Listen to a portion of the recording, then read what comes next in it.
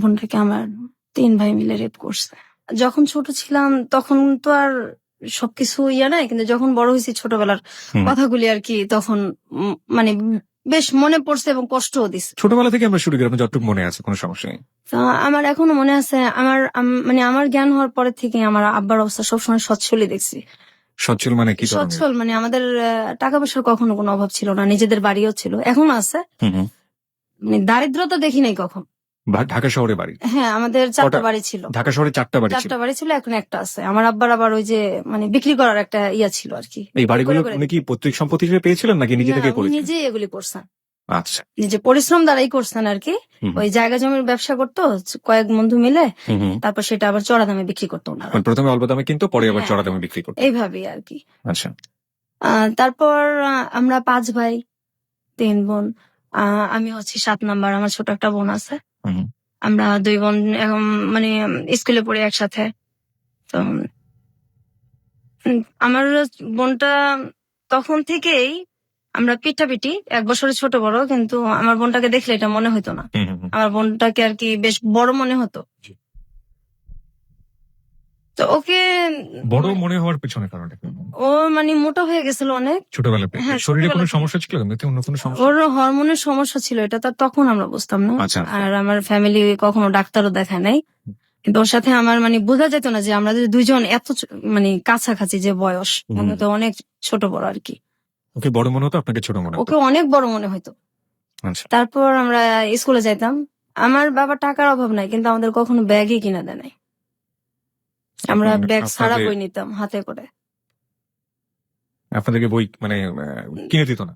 বই মানে স্কুলে তো পড়ি, প্রাইমারি স্কুলে, কিন্তু ব্যাগ যে নিব, বইটা যে নিব, ব্যাগ, সেই ব্যাগ আমাদের কিনা দেয় নাই। আমরা হাতে করে ব্যাগ নিতাম। কারণ আপনার সব সন্তানের প্রতি কি একই রকম আচরণ করতো নাকি? না না, আমার ভাইদেরকে অন্যভাবে দেখতাম। আমার ভাইরা তো তখন অনেক বড়, কিন্তু এটা মানে শুরু এই যে বুঝি যে আর কি।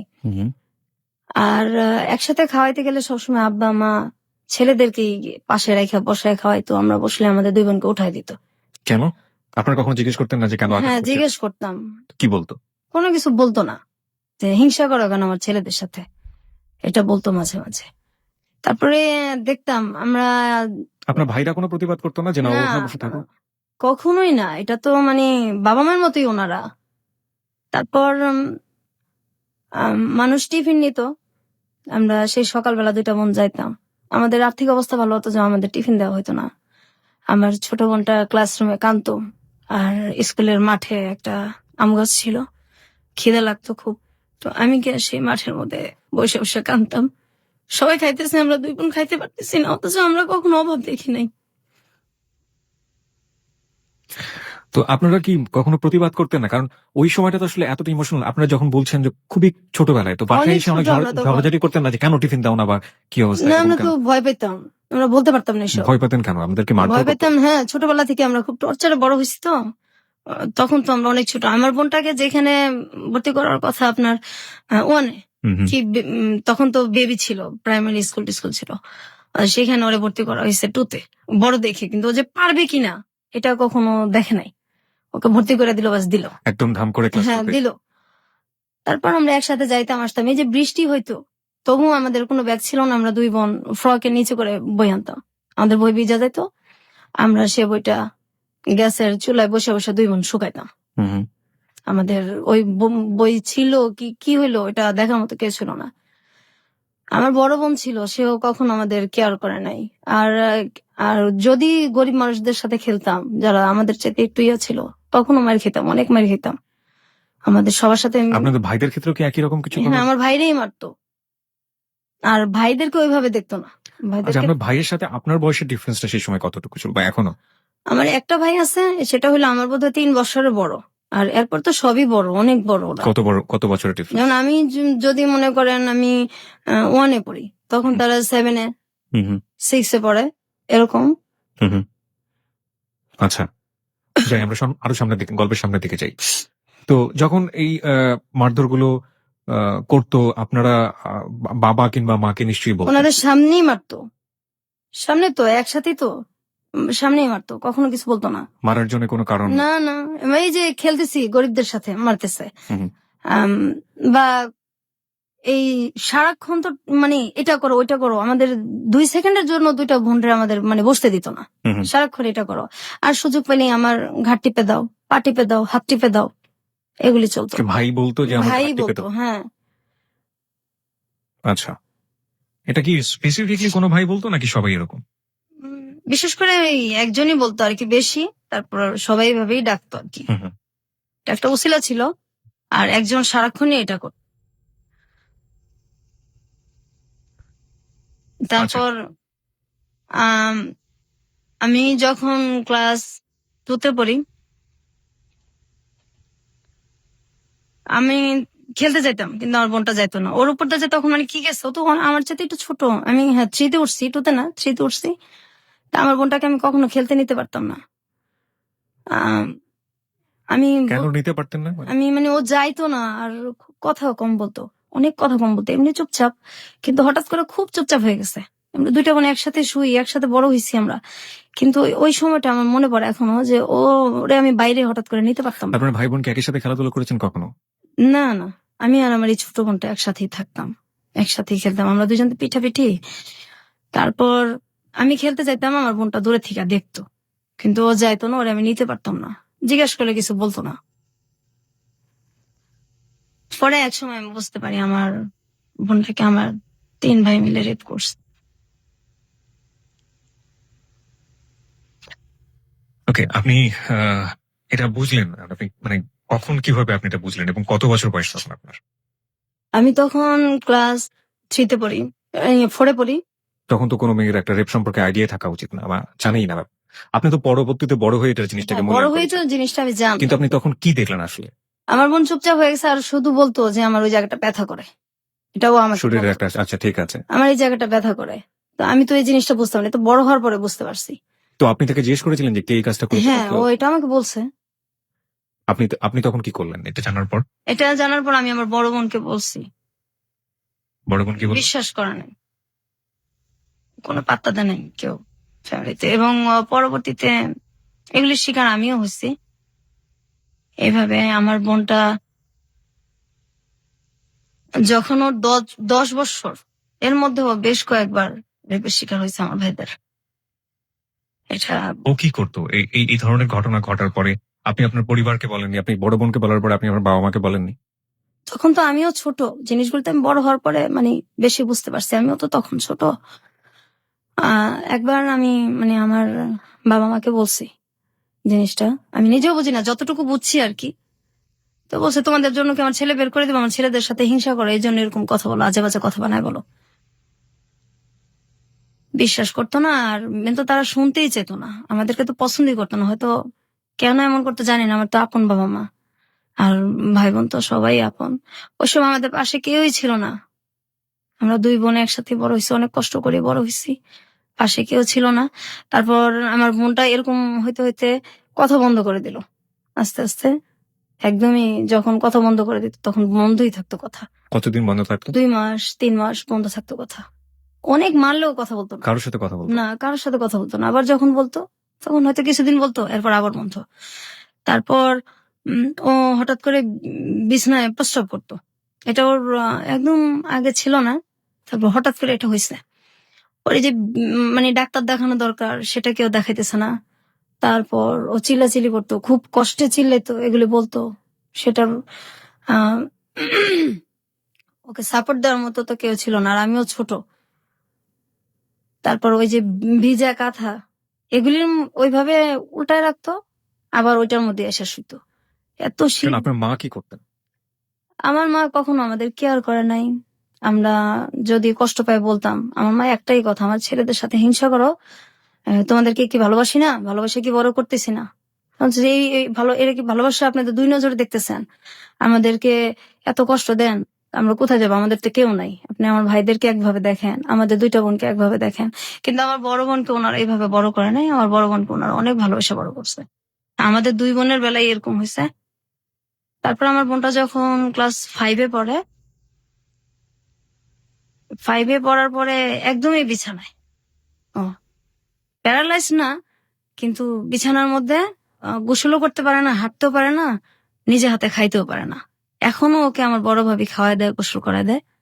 আর তখন আমার বড় ভাবিটা তখন এরকম ছিল না, পরে আস্তে আস্তে মানে আমার মায়ের চাইতে বেশি ভালোবাসে। আমরা মেন ট্রিটমেন্টে যায়নি যে সময়টা এরকম হলো? না, আপনার পরিবার ট্রিটমেন্টে যায়নি? না, কখনোই না, কোনো ধরনের ট্রিটমেন্ট করে? না, কখনোই করে নাই। তো ও তো অসুস্থ হয়ে পড়লো 93 সালে। This track was downloaded from FusionBD.com. 93 সালে একদমই বিছানায় পড়ে গেল। তখন ওর বয়স কত? তখন ওর মনে হয় কত হবে, 93 ও ক্লাস 5-এ পড়ে। আচ্ছা, বয়সটা ওটাই কি ওর শেষ পড়া ছিল? পরের পড়াশোনা করতে না, হয়? এরপর তো একদম বিছনায়, আচ্ছা, একদম নিজে খাইতে পারে না, নিজে গোসল করতে পারে না, বিছানা থেকে ওরে ধইরা উঠাইতে হয়। কিন্তু ওর ভিতরে তো এই কষ্টগুলির কারণে ও আর কি এরকম হয়ে গেছে। তার মধ্যে ওর প্রচন্ড মোটা হয়ে গেছে। তো একবার ডাক্তার দেখানো হয়েছে, ডাক্তার বলছে ওর মানে ওর শরীরে হরমোন অনেক বেশি। আর যেটা হলো যে ওর খুব মাথা ব্যথা করতো। ওর যখন মানে কান্নাকাটি করতো তখন আমার বাবা মার কাছে আসতো না, কিন্তু আমাদের পাশের বাসার সব মানুষ চলে আসতো। এত রাত্রে এইভাবে কে কাঁদে, পাশের বাসার অনেক লোকজন চলে আসতো, কিন্তু আমার বাবা মা পাশের রুমে থাকতো, ওনারা কোনোদিন আসতো না, আইসা কখনো পাশে বসতো না। কোনো সময়ই আমাদেরকে মানে অসুখ হইলে আমার বাবা মা কখনোই কাছে আসেনি, কিন্তু আমার ভাইদের যদি অসুখ হইতো তারা পাশে যাইতো, ফল নিয়ে বসে বসে খাওয়াইতো। তারপর আমার বোনটা যখন একদম পড়ে যায় অসুস্থ অবস্থায়, তখন আমার এই ভাবি ওরে এই শুরু করে টানা আর কি। আমার ভাবিটা এমন দিন গেছে যে আমার মানে দুধ জাল দিচ্ছে, ছেলেদেরকে খাওয়াইতো, আমার মা বাবা খাইতো, কিন্তু আমাদের দুই বোনকে কখনোই দিত না। এই দুধ যে মানে খাওয়াটা, আমাদের বাসায় সবসময় দুধ রাখতো, আমার ভাবি আমাদেরকে খাওয়াই মেন। আমরা ভাবির কাছ থেকে এটা শিখি। আর মায়ের ভালোবাসাটা আমার বড় ভাবি দিছে আমাদেরকে। পরবর্তীতে আমার সেজ ভাবি আসছে, উনিও এখন আমাদের আদর করে। কিন্তু আমার বোনটা এখন অসুস্থ। আমার বাবা আমার বোনটার কখনোই চিকিৎসার কথা বলে খুব রাগারাগি করে। একবার কিভাবে যেন অনেক ঝগড়ার পর আমার বোনটাকে ডাক্তার দেখানো হয়েছে। তো ওই যে ডাক্তার উনি বললো যে হরমোন বেশি, এটা ট্রিটমেন্ট আমি করব। আর ওর সিটি স্ক্যান করা হয়েছে, ওর মাথায় কোনো সমস্যা নাই। ওর মেন হলো তোমার মানসিক ডাক্তার দেখাইতে হবে। এটা দেখাইলে তারপর ধীরে ধীরে যদি ঠিক হয়, এর মধ্যে এছাড়া ওর কোনো আর ইয়া নাই। তো চিকিৎসাটা মনে হয় 2-3 বছর চলছে। তারপর আমার এক ভাই বলছে, না ওকে পাগল নাকি, ওর মানসিক ডাক্তার দেখানো লাগবে। তারপর এই কথা বলার পর ওর চিকিৎসা বন্ধ হয়ে গেছে। আমার আব্বা ওকে আর কোনোদিন ডাক্তার দেখা নাই।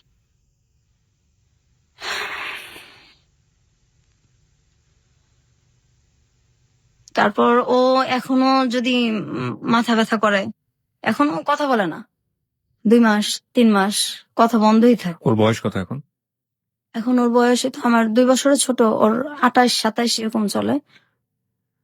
ঈদ আসলে নতুন কাপড় ওরে দেওয়া যায় না। পড়ে না? না, ও কি করে? ও মানুষের সাথে কথা মানে মানুষকে দেখলে ও কি করে? খুব ভয় পায়। আত্মীয় স্বজন বাড়িতে আসলে ও বাথরুমে গিয়ে লুকায় থাকে ঘন্টার পর ঘন্টা। বের আপনি বলছিলেন যে আপনি ফার্স্ট টাইম জানলেন যখন আপনি ক্লাস 4-এ পড়েন, তখন সে তার ভাইদের দ্বারা রেপ। এবং এটা কি ওই একবারই ছিল নাকি পরবর্তীতে না, আরো হয়েছে? ওকে অনেকবারই করা হয়েছে রেপটা। আমরা এই গল্পে ফিরবো, তবে তার আগে একটা বিরতি আছে। বিরতির পর শ্রোতা যারা শুনছেন তাদের উদ্দেশ্যে আমরা বলতে চাই, আমরা ফিরে আসছি আজকের হ্যালো 8920 গল্পতে। এবং সবকিছু আসলে জীবনের গল্প, জীবনে সবকিছুই সম্ভব। এবং যা হয়েছে আজকে তা আসলে অসম্ভবের চেয়ে অসম্ভব। এই অসম্ভব গল্প আপনাকে শেষ পর্যন্ত আমরা বলতে চাই, এবং বলার পর এটা আসলে একটা মেসেজ। আমাদের পরিবারে নারীরা কিভাবে নির্যাতিত হন নিজের মানুষের দ্বারা, নিজের একেবারে রক্তের সম্পর্কের মানুষের দ্বারা, সেখানেও যে আসলে নারীরা অনেক সময় নিরাপদ না, সেটাই আমরা আজকের গল্পে তুলে ধরার চেষ্টা করছি। আমরা ফিরবো বিরতির পর, আশা করছি আমাদের সঙ্গেই থাকবেন। আরেকবার নাম্বারটি মনে করে দিতে চাই, 91156689115668। এটা হচ্ছে আমাদের নাম্বার। এখানে ফোন করতে পারেন আপনি। ফোন করার পর আপনি আপনার নাম এবং সেল নাম্বারটি বলবেন, তারপর আপনার যা বলার আছে আপনি বলবেন। এছাড়া ফেসবুকে আমাদের একটি পেজ রয়েছে, সেখানেও আপনি যোগ দিতে পারেন, আপনার অভিমত জানাতে পারেন। ফেসবুক পেজটি হচ্ছে facebook.com/hello8920। হ্যালো বানানে ডাব্লিউ নেই।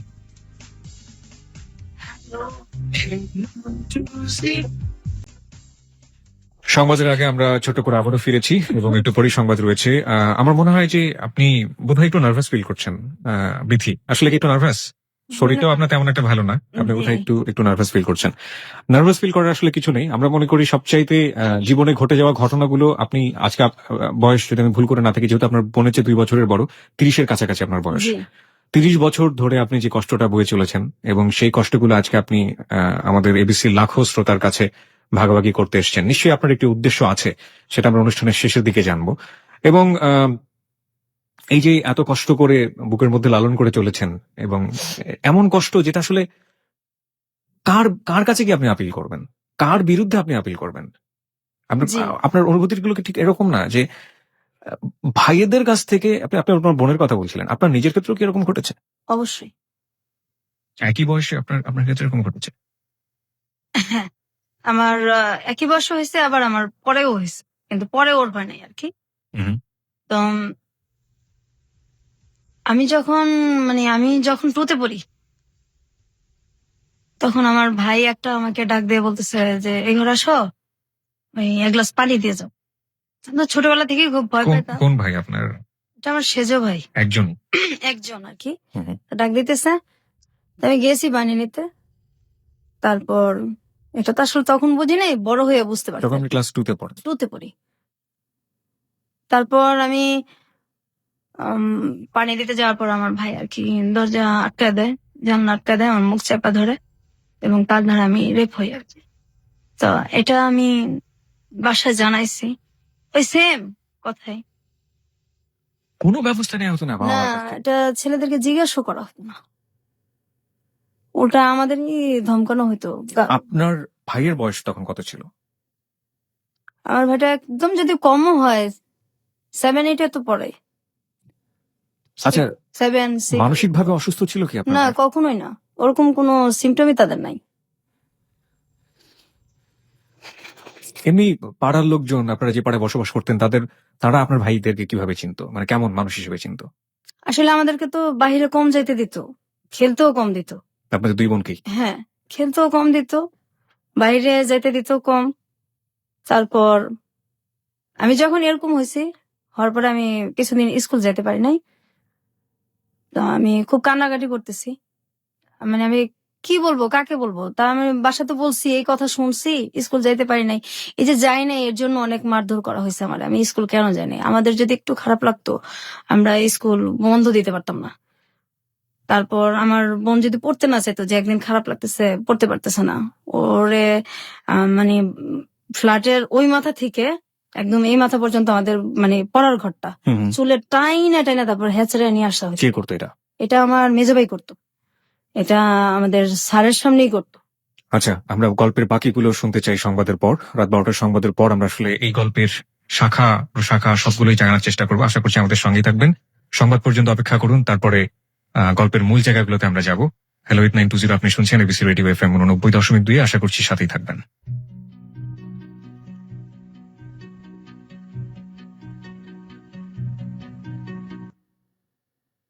এই গানে বন্ধু শারমিনের সাথে লা ক্লাসিকে প্রতি সোমবার দুপুর 12টার খবরের পর শুধুই এবিসি রেডিওতে।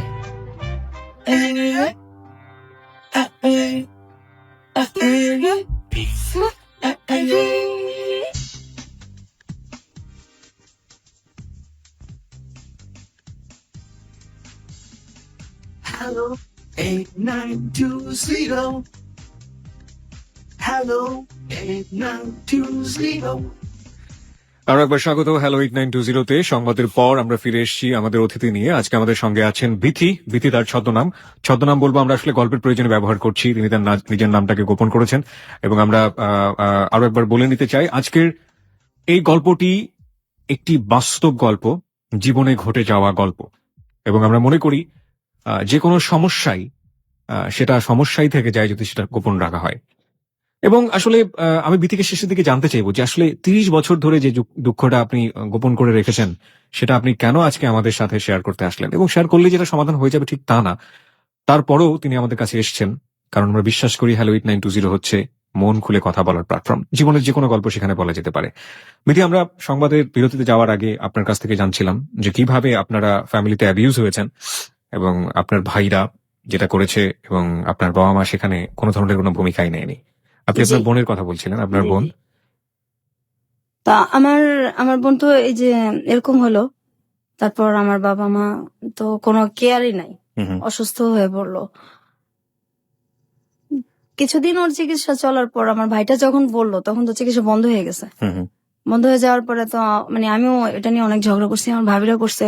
এবং আমার যে বড় ভাইটার পরে যে মানে আমার যে সেজো ভাইটা, হুম হুম, ওই ভাবিটার দেশের বাড়ি হচ্ছে চাঁদপুর। জি। ওনার 2টা বাচ্চা আছে। ওনার হাজবেন্ড আমাদের সাথে সেম কাজটাই করছে। আমার ওই ভাইটা তখন 9-এ পড়ে, ও তখন বড়। আর হাজবেন্ড মানে হচ্ছে আপনার ভাইয়ের বাইরেও? না না, আমার মানে বড় ভাইয়ের পরে যে ভাইটা বিয়ে করছে আর কি, একটা গ্যাপ মাঝখানে ভাই, জি। তারপরে যে ভাইটা বিয়ে করছে ওই ভাবিটা ভালো। ওই ভাবিটার হাজবেন্ড যে এরকম করছে সেই ভাবিটাও জানে। আচ্ছা আচ্ছা। উনি আমাদেরকে বেশ সাপোর্টও দিছে। উনি ওনার হাজবেন্ডকে কখনো জিজ্ঞেস করেছেন আপনার জানা মতে যে তুমি এই ধরনের কাজ কেন করেছো? না, এটা বলতে সাহস পায় না, খুব ভয় পায় ভাবি। ওনারা কি মারধর করেন বউদেরকে? না, ওরকম তো কখনো দেখি নাই। আর এমনি খুব ভালোবাসে, ভাবির সাথে কখনো খুব একটা লাগালাগি হয় না, বাচ্চাদের নিয়েই হয় আর কি। আচ্ছা। মাঝে মাঝে ওর নিজের বাচ্চার সাথে 2টা ছেলে যে আছে, এই আমাদের সাথে যেরকম মানে টর্চারটা করতো, হাসি খুশি থাকাটা বোধহয় দেখতেই পারে না। কি ধরনের টর্চার করতো? গায়ে হাত তো তুলতো, কি ধরনের হ্যাঁ, টর্চার করতো? তো আমার ধরেন আমি ওই যে স্কুলে যাব হুম, ছোটবেলা, আমার বোনের ইয়েটা আগে শেষ করি। জি। আমার বোনটা তো অসুস্থ হয়ে গেল, তারপর চিকিৎসা বন্ধ। ওর মাথা ব্যথার জন্য আশেপাশে মানুষ চলে আসতো, কিন্তু বাবা মা তো কখনোই আসতোই না। আর আমার ভাইরা ওর চিকিৎসা বন্ধ, যে ও কি পাগল নাকি, ওর তুমি মানসিক ডাক্তার দেখাবা। আর মোটা হয়ে গেছে, ডাক্তার বলছে হরমোনের ট্রিটমেন্ট করলে এটা ঠিক হয়ে যাবে, না হয় এটা ওর অনেক সমস্যা হবে। হুম হুম, আমার বাবা বলছে এগুলি কোনো কিছু নাই, মোটার জন্যই সমস্যা সব। এবং আমার ভাইরাও এটাই কথা। আর আমাদের সংসারটা তাই হয় যা আমার ভাইরা বলে আর কি। আমাদের কোনো ভ্যালু নাই, আমরা 2 বোন কোনো ব্যাপারে কোনো মন্তব্য দিতে পারি না। আর আমাদের যেভাবে চালাবে ওইভাবেই। আমার বাবা টাকা নাই, কিন্তু আমার 2 বোনের যে কাপড় চোপড় গায়ের, এটা কখনো মানে দিত না। কাপড়েও আমাদের খুব কষ্ট দিত।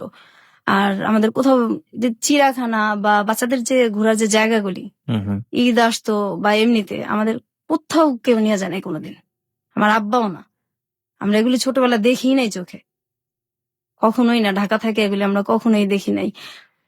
তারপর কাপড় চোপড় যদি কোথাও যাইতে হতো, আমার এখনো মনে আছে, আমরা একটা জায়গায় যাব, তো আমাদের কোনো কাপড় নেই, আমাদের পাশের বাসার একটা মেয়ের কাছে গিয়ে আমার জামা চায় নিয়ে আসতে হয়েছে।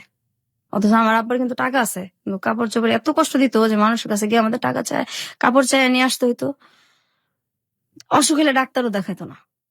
আমাদের ছোটবেলাও টাইফয়েড হয়েছে, পরে ডেঙ্গু জ্বরও হয়েছে আমার। ডাক্তার আমার আব্বা দেখেন, আমার গলার চেন বিক্রি করে আমার চিকিৎসা করা লাগছে।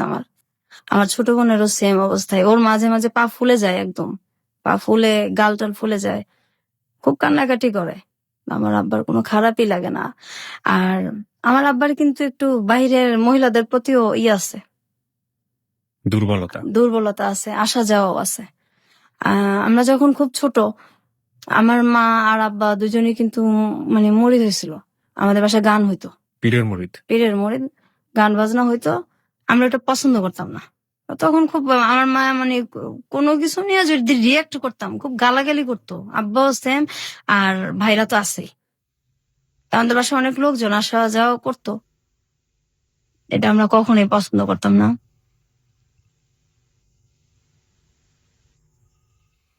খুব বেশি ইমোশনাল হয়ে গেলে আপনি গল্পের সামনের দিকে যেতে পারবেন, এবং আমি যতদূর জানি যে আপনি শারীরিকভাবে অসুস্থ, সুতরাং আমার মনে হয় একটু কন্ট্রোল করে আপনাকে বলতে হবে।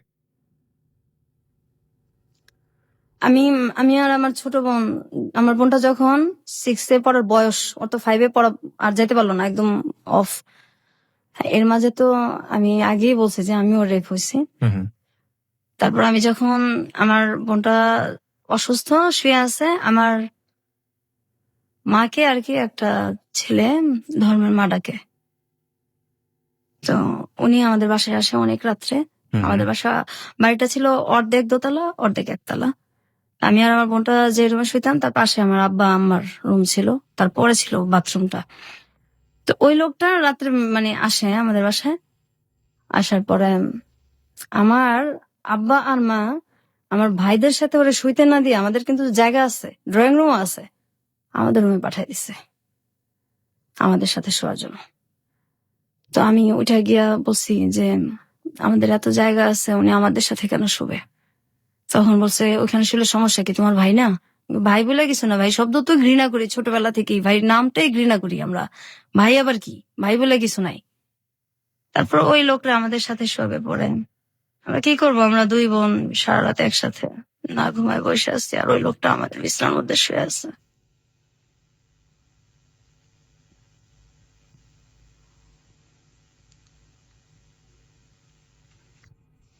ওকে, আমরা একটু সামনের দিকে যাই। তারপর আমি কিবরিয়া ভাই যখন মানে ঘুমায় থাকতাম, আমরা আমরা দুই বোন মানে এখনো দিনের বেলা ঘুমাই না, কখনো দিনে ঘুমাই না। ওই পায়ের শব্দ মনে হয় যে এখনো কানে বাজে। যখন ঘুমায় থাকতাম আমার ভাইরা ঘুমন্ত অবস্থায় এসে গায়ে হাত দিত। আমার ওই ভাইটা তখন 9-10 পড়ে, আমি তখন ক্লাস 6 কি 5 পড়ি। ঘুমন্ত অবস্থায় এসে গায়ে হাত দিত, চিল্লাচিল্লি করতাম, কান্নাকাটি করতাম। পাশে আমার মা আছে, আমার আব্বু আছে। মনে হয় যে শুনেই নাই, কিছুই শুনে নাই। ভয়ে কখনো শুইতামই না, মানে রাতটা। আর মাঝখানে আমাদের যে দরজাটা ছিল, এটা মানে আটকানো যেত না, এটা আমার আব্বা কখনো ঠিক করে দিত না। তাহলে হয়তো আমরা ওই বয়সটা একটু সেফ থাকতে পারতাম আর কি। তা কখনো ঠিক করে দিত না, কিন্তু ছেলেদের যদি কোনো সমস্যা হতো সেটা সাথে সাথে ঠিক হয়ে যেত। এটা এখনো হয়, ছেলেদের সব সমস্যার সমাধান সাথে সাথেই করা লাগবে। আমাদের কোনো সমস্যার মানে কোনো সমস্যাই নেই তাদের কাছে। ঈদ আসলে আমার আব্বা মা আমার ভাইদেরকে ডাক দিয়া তাদের পাশে বসে খাওয়ায় না। আমরা যদি দুই বোন পাশে গিয়া বসি, আমাদের উঠায় দেয়, তুমি ওঠো, ও এখানে বসবো, ও এখানে বসবো। আমার ভাইদের কথা বলে, কিন্তু আমাদেরকে বসতে দেয় না। আমাদেরকে তখন কষ্ট হয় না?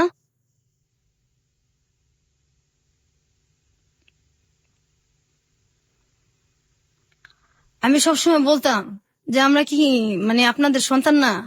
আর আমরা দুই বোন খুব মানে তখন থেকেই কল্পনা প্রবণ হয়ে পড়ি যে কত মানুষ যায় রাস্তা দিয়া, যদি ওই লোকটা এসে বলতো যে আমি তোমাদের বাবা, তোমাদের রাস্তায় ফালাই গেছি, তো তোমরা হারাই গেছিলা, ওরা তোমাদের পাইছে। আমরা সবসময় এই জিনিসটা ভাবতাম, যদি কেউ এরকম আসতো।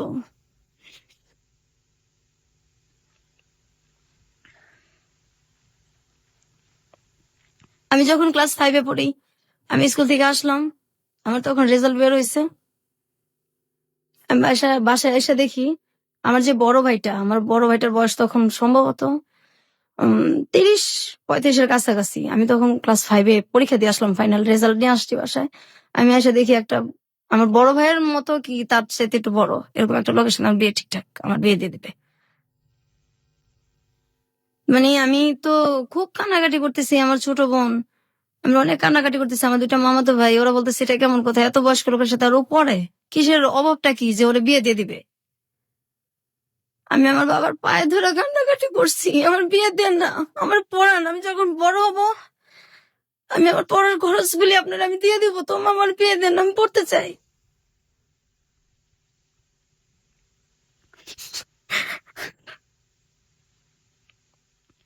আমার ছোট বোনরা বলতো আমার তো চিকিৎসা করেন না, ওরে পড়ান, ওরে দেখেন। আমার ভাবিরও বলতো, আমার বড় ভাবিটাও বলতো। আমার আব্বা মা কারো কথা শুনতো না। তারপর ওই বিয়েটা আমার মামাতো ভাই, আমি, আমার ছোট বোন, আমরা মিলা এটারে মানে ওই লোকটাকে বাড়ি থেকে তাড়াই আর কি, অনেক অপমান করে যতটুকু ওই বয়সে কুলাইছে। আর এই জন্য আমার যে ভাইটা বেশি টর্চার আমাদেরকে করছে, ওই ভাইটা আমাদেরকে অনেক মারছে ওদিন রাত্রে। আমি স্কুলেও 4-5 দিন যাইতে পারি নাই, আমার এত জ্বর আসছে। কেন আমি এটা কেন করলাম? বিয়ে দিলে দিবে, আমি এটা বলার কে?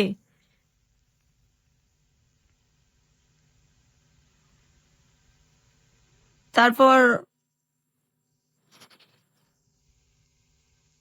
আমার যে ছোট বোনটার জন্য খুব খারাপ লাগতো যে ওর কাপড় চোপড় তো কখনো পড়তে চেত না, আর তখন থেকে আত্মহত্যার খুব চেষ্টা করতো। আমি গাছ লাগানোর খুব শখ ছিল আমার, ওই এন্ডিল গ্রাম থেকে নিয়ে আসছি, ধান খেতে দেয়, সেটাও মুখে নিছি, মরে যাবো এই। আপনার বোন আত্মহত্যার চেষ্টা করেছে, এটা আপনি কিভাবে জানলেন? হ্যাঁ, একদিন ওই ইঁদুরের বিষ আনা হয়েছে আমাদের বাসায়, সেটা পাওয়া যাইতেছে না। তারপর ওর ড্রয়ারে গিয়ে আমরা ওইটা দেখছি। আর পরে দেখছি যে ও বিছনার মধ্যে একদম কেমন করতেছে, মানে খাওয়ারও বেশ একটা চেষ্টাই করছে, খাইতে পারে না, ওইটা আমরা ফালাই দিছি। আরেকদিন ফ্যানের সাথে চেষ্টা করতেছে, দরজা আটকায় ওনা টোনা বাইন্ধে ফেলছে। তারপর দরজা জোরে আমার বড় ভাবি, ভাস্তি সবাই মিলে আর কি ভাঙ্গা হয়েছে। তারপর ও ওর আত্মহত্যা করতে পারে নাই সেদিন। এখন ওই চেষ্টাটার মধ্যে আছে। ও কি এখন পুরোপুরি মানসিক রোগী? একদম মানসিক রোগী। ও মানুষ দেখলে ভয় পায়। কি করে ও মানুষ দেখলে? এই যে বাথরুমে ঢুকে যায়, তারপর এত গরম, এই গরমের মধ্যে কাঁথা মোড়া দিয়ে শুয়ে থাকে। এখনো ও গরমের মধ্যে কাঁথা মোড়া দিয়ে শুয়ে থাকবে, কার সাথে কথা বলবে না। ঈদ আসলে তো জামা সে পরবেই না, নতুন কাপড় সে পরবে না। তারপর ঘরের যে একটা আসবাবপত্র চেঞ্জ, এটা সে সহ্য করতে পারে না। আর ভাইদের সামনে যায় কখনো? কিসের আপনার ভাইদের সামনে কখনো যায় বা ভাইরাও এক বাড়িতেই তো সামনে পরেই আর কি। কোনো মানে উদ্ভট না, আচরণ কথা টথা হয় না, খুব একটা কথা হয় না, আর তো সহ্য করতে পারে না। আর না, মানে রিয়েক্ট তো এখন আর হয় না, করে কি করবে, কোথায় যাবে? আমি জোরে নিয়ে আসবো আমার যে ছেলেটার সাথে এখন বিয়ে হয়েছে, ওটা তো আমি, আমার বোনকে তো আমি একসময় আনতেই পারবো, কিন্তু চিকিৎসা যে আমি করবো সেই অ্যাবিলিটিটা আমার এখন নাই। আপনার বাবার তো অনেক টাকা আছে, হ্যাঁ। তারা সে এখন পর্যন্ত চেষ্টা করছেন না না, ঠিক তারা করে? করবেও না। আমার আব্বা বলছে আমি যে কদিন বাচ্চা আছি এভাবেই চলুক, আমার চিকিৎসা আমি করতে পারবো না। আমার একটা ভাই আছে, হয়তো সে মাস্তানি টাস্তানি একসময় করছে। আমরা ছোটবেলায় দেখছি, আমি যখন 6-এ পড়ি, 6-7-এ পড়ি, সে রাত বিরাত বাসায় আসতো 3টা 2:30টা। আমার আব্বা কোনোদিনও কিছু বলতো না। তো ওই দরজাটা গেটটা আমার খুলতে হইতো হুম, হুম। বেশিরভাগই। বাসায় যদি পুলিশও আসতো আমারই খোলা লাগতো, না খুললেও সমস্যা আছে, না খুললেও থাপড়াইতো দুইটা। হুম, হুম। তো ওরে এই যে জেলখানায় যাইতো বা থানায় যাইতো, এক রাতে আমার ছেলেটা মারবো, ব্যথা পাইবো, 40,000 টাকা দিত রাত্রে, 50,000 টাকা দিতে এক রাতের জন্য থানায়, আমার ছেলেটারে যাতে না মারে। তো ছেলের জন্য এত কষ্ট লাগতেছে, একদিন থানায় থাকবে, মেয়েদের জন্য কষ্ট লাগে না? তারপর আবার ছোট নিয়ে আসতো লাখ লাখ টাকা দিয়া, অথচ আমার বোনটার চিকিৎসা হয়ে যায় এই টাকা দিয়া। করবে না? কষ্ট লাগে না, মায়া লাগে না? কি করবে?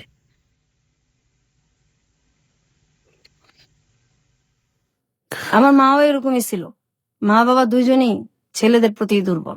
আপনি সর্বশেষ এই দুর্ঘটনার শিকার হয়েছেন কত হ্যাঁ, বছর আমি বয়সে? তখন ক্লাস 8-এ পড়ি। ক্লাস 8 পর্যন্ত আপনাকে এই এই এই দুর্ঘটনা সহ্য করতে হয়েছে। আপনার মা তখন বেঁচে ছিলেন? হ্যাঁ, আমার মা মারা গেছে এই যে 4 বছর হয়েছে। ক্লাস 8-এ যখন আপনার লাস্ট এই ঘটনাটা ঘটলো, আপনি আপনার মাকে বলেছেন? হ্যাঁ, বলছি। মা কি বলেছিল? তুমি মিথ্যা কথা বলো, সারা জীবন আমার এই ছেলে নামে এসব বদনাম করো, ওকে বেশি ভালোবাসি, সহ্য করতে পারো না, এগুলো কি বলো? তারপর আমার আব্বার ওইখানে গেছে, আমি তো কাঁদতেছি। তারপর গেছে, যাওয়ার পরে একটু পরে দেখি আমার আব্বাও খুব চিল্লাচিল্লি করতেছে। কি আমি কি 2 মেয়ের জন্য কি এসব কথা কয়? আমার 2 মেয়ের জন্য কি আমি আমার ছেলেদেরকে বাসা থেকে বাইর করে দিব নাকি? আপনার বাড়ির আশেপাশের লোকজন জানতো না এই ধরনের ঘটনাগুলো ঘটে? না। আপনার কখনো মনে হয়নি আপনি পুলিশে যাবেন, পুলিশে গিয়ে বলবেন? হ্যাঁ, এরকম মনে হইতো, কিন্তু যখন মনে হইতো যে বললাম ঠিক আছে ধরে নিল, বের হবে, বের হয়ে আমাকে যখন কিছু করবে, তখন আমি কোথায় যাব? আমার তো যাওয়ার জায়গা নেই, আমি যাব কোথায়? আমার বাবা মাই তো আমার নাই, তো আমি এখানে কোথায় যাব? কোনো জায়গায় তো নেই যাওয়ার। তারা মাঝে মাঝে বলতাম আমাদেরকে মাইরা ফেলেন বিষ খাওয়া। ধরেন আমি রেডি হইতেছি স্কুলে যাব, ওই সময় আমার ভাইটাকে বলতেছে, ম্যাক্সিমামই কি করতো আমাদেরকে, যেগুলো আমরা ছবিতে দেখি, ওই আমার হাত টিপা দাও, পা টিপা দাও, মাথাটা টিপা দাও। তো যাইতে যাইতাম না। আমার মাই বলতো, এই ডাক্তারছে যাস না কে, বড় ভাইটাকে যাস না কে, যাইতে যাইতাম না। তখন রাগারাগ করতাম, কিন্তু লাভ হইতো না, মারি খেতাম, অনেক ভয়ে চলে যেতাম। তারপরে একদিন এরকম হয়েছে, স্কুলে যাব, ওই সময় আমার ভাই, আমি ড্রেস পরা, আর মাত্র 8 ঘন্টা আছে আমার স্কুলের সময়, তখন ডাক দিয়ে বলতেছে এই হাত পাত। তো আমি হাত পাইতে দাঁড়াই আছি। তারপর আমার ভাই কমলা খাইতেছে আর খুশাবিলি আমার হাতে দিতেছে। আমি তো দাঁড়ায় দিছি যে দেরি হইলে ওদিকে ম্যাডামের মার খাবো স্কুলে, আর কিছু বলতেও পারতেছি না। এটা আমার মা তখন পাশেই, আমার ভাইয়ের পাশেই আমার মা খাটে বসে আছে। আমি বলতেছি আমি কি স্কুলে যাবো না? আমার হাতের মধ্যে আপনি কমলার খোসা রাখতেছেন, আমি স্কুলে যাবো, আমার স্কুলের সময় যাইতেছে গা। ঠাস ঠাস করে আমার গালের মধ্যে চড় দিছে। এই বড় ভাইয়ের উপরে কথা কস, তোরে দাঁড়ায় থাকতে বলছি, তুই দাঁড়ায় থাকবি, এত কথা কস কি লিগা? তখন ম্যাডাম কি করবো না করবো। তারপর সেদিন রাত্রে আমার মা মাজারে গেছে, আমার বড় ভাবি তাদের রুমে শুইতো দোতলায়, আর নিচে আমরা শুইতাম। ওদিন আমার ভাইটা আমাকে ঘুমন্ত অবস্থায় ধর্ষণ করে আর কি, রেপ করে। তো এটা পরের দিন জানানো হয়েছে। ওই একই অবস্থা, কোনো রিয়াকশন নাই। কোথায় যাব? আমাদের তো কোনো যাওয়ার জায়গা নাই, সহ্য করে থাকতে হয়েছে, বাঁচতে হয়েছে। আপনার বোনের ক্ষেত্রে এই ধরনের ঘটনা, আপনার ক্ষেত্রে সর্বশেষ ঘটেছে ক্লাস 8 অবস্থায়। হ্যাঁ। আপনার বোনের ক্ষেত্রেও কি এই না, আমার বোন যখন ওই যে 5-4 পর্যন্ত, তারপর তো একদম বিছনায় পড়ে গেল। এরপর আমরা একটু বড় হইলাম, একসাথে থাকি। আমার বড় ভাবিটাও তখন একটু ইয়ে হয়েছে, আমরা আবার এরকম হয়েছে যে আমরা তো নিচতলা আর দোতলা এরকম ছিল। স্কুল থেকে আসছি কাপড় চেঞ্জ করব, তো কাপড় চেঞ্জ করতেছি, হঠাৎ দেখি যে ঘরের পিছনে কে দাঁড়ায় আছে। তো প্রথম ভাবছি হয়তো মানুষ, কিন্তু আমাদের তো এটা তো পুরো বাউন্ডারি দেওয়া, অন্য মানুষ আসবে কোথেকে। তো হঠাৎ করে তার মানুষ ঘরের পিছনে তাকায় না, পরে খেয়াল করে দেখি হ্যাঁ আমার ভাই। এরকম অবস্থা তো কাপড় চেঞ্জ করাটাও সমস্যা হয়েছে। আইসা স্কুল থেকে সব জানলা আটকা, দরজা আটকায় তারপর কাপড় চেঞ্জ করতে হইতো, অথবা বাথরুমে গিয়ে চেঞ্জ করে হইতো। আর ভয়ে তো দিনে কখনোই শুইতাম না, দিনে শুইলেও সমস্যা আছে। এই ধরেন বৃষ্টি হইতেছে অনেক একদিন, তখন আমি ক্লাস 7-এ পড়ি। তো বৃষ্টিতে ভিজে আসছি, আইসা খুব ক্লান্ত, ভয়ে কখনো শুই না। ওদিন কিভাবে জানি একটু মানে ঘুমায় গেছি। হঠাৎ করে ঘুমের মধ্যে দেখি যে আমার ভাই মানে সবসময় ঘুমের মধ্যে গায়ে হাত দিত আমাদের। তো হঠাৎ করে আমার ভাই গায়ে হাত দিছে, আমি তো মানে ঘুমের মধ্যে চিল্লাইতেছি, সহ্য কত করব, কোথায় যাব, চিল্লাচিল্লি করতেছি। আমার মা দৌড়াইয়া রান্না করতে আসছে, কি হয়েছে বললাম, দেখেন এইভাবে বাচ্চা যায়, এগুলি কি আমাদের মাইরা ফেলেন, না হয় আমাদেরকে কিছু একটা করেন, এভাবে কিভাবে থাকবো। তা আমার আম্মা যে তরকারি নাড়ানাড়ি করে খুশ ওইটা নিয়ে আসছে আমাকে মারার জন্য। আমার ভাইটিকে তো কিচ্ছু বলেই নাই, উল্টা আমাকে আসছে মারতে।